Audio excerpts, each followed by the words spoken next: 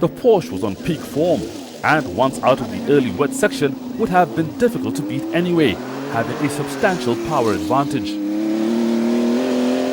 With Samira dropping back, the pressure was off, and Aslam Khan with Keith Henry cruised to the finish to take the classic category win.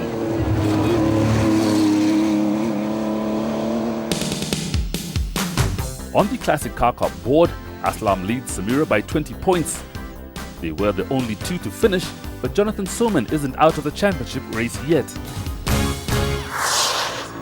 The favourites to win the two-wheel drive category were Jagjit Singh and Joseph Kamia in an ex-Group A VW Golf, who had made the journey from Uganda to take part. Despite an engine misfire, they were quickest through stage 1 by nearly a minute, but the opportunity to consolidate the lead was cut short when the engine blew on stage 2. The lead was picked up by the championship leaders Nadim Khanna and James Mwangi, driving a front-wheel drive Subaru. But holding onto it was going to be a power struggle, especially when a couple of locals were seen carrying their exhaust. The girls, Joan Nesbitt and Tamara Jones, had last been seen on round 1 when the back end had given way. This is them in Kisumu. Watch the rear wheels. It didn't last, and around the next bend, their rally was over again. Gurmit Tethi and Dipinder Khalsi were going well, and after a cautious start got down to business and were fastest through stage 2, seizing the opportunity of a potential win. They were lying third when a rear wheel hub broke, which dropped the car onto 3 wheels. Repairs were out of the question, and they slowly made their way to service, with Dipinder sitting on the bonnet for balance. Leonardo Vares and Kigondo Karevi take every rally as it comes, and are very much in the hands of fate as to how well they do. Fate was against them on this one as they fought a misfire right from the start, and the best they could do with the reduced power was 6th.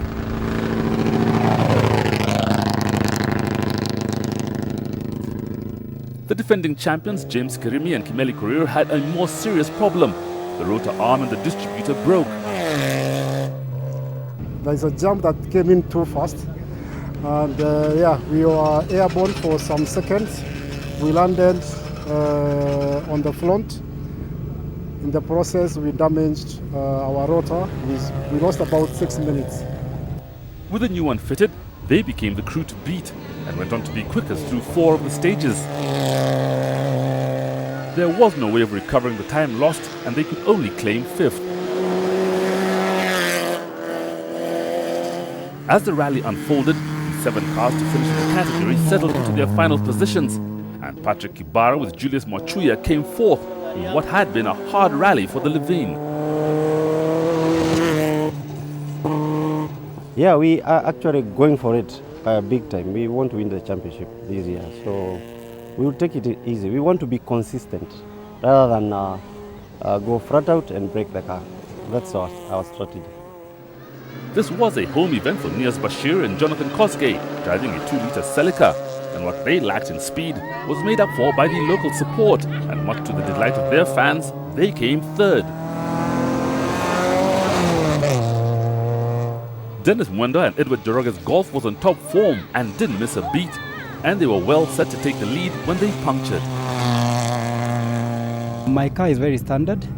I am running a standard engine, I'm running a standard gearbox, but we try to push it to keep up with the Group A VWs. Despite everything being standard, they were in equal company, and it was an evenly matched race. Although they went off towards the end, they did well to claim 2nd. Nadeem Khanna and James Mwangi knew their lead was precarious throughout the event and just pushed hard, which didn't always pay off.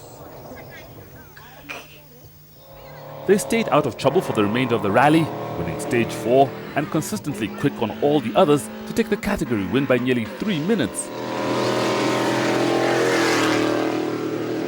Problems, no problems at all. It's just that we bring the exhaust. We need to go back with the championship to Mombasa. This was their 2nd consecutive win of the season, which even they couldn't have foreseen against such a strong field. On the championship board, the team's win places him 55 points clear of Patrick Ibarra, with Leonardo Veresi and Dennis Mwenda tying for third.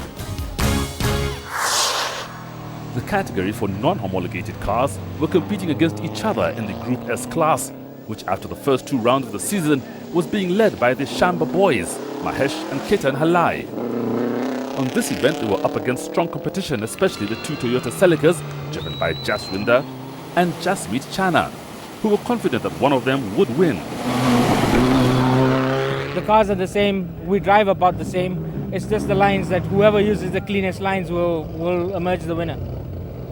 Alistair Keith and Tariq Malik were caught off guard on stage 1, sliding wide on a bend and behind a cloud of dust, flipped the car onto its roof.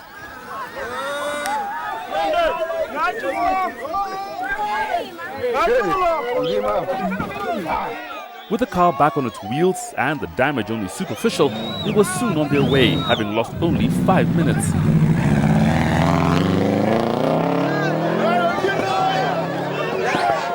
After the scare, they were understandably cautious, but not for long, setting times amongst the top 3 on the closing stages to finish 6th in the group.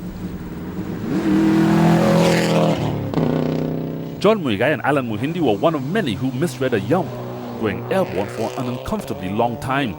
But apart from that, had a quick and consistent run, which rewarded them with 3rd in the class. With the windscreen washer not working, Hussein Malik and Stephen Jenga found it difficult early on. This was their 3rd outing since returning to the sport after a long break, and having settled back in, put in an impressive performance to claim 2nd in the category. As expected, it was the Toyota Celicas that took all the stage wins, mostly won by Jaswinder and Ravi Chana.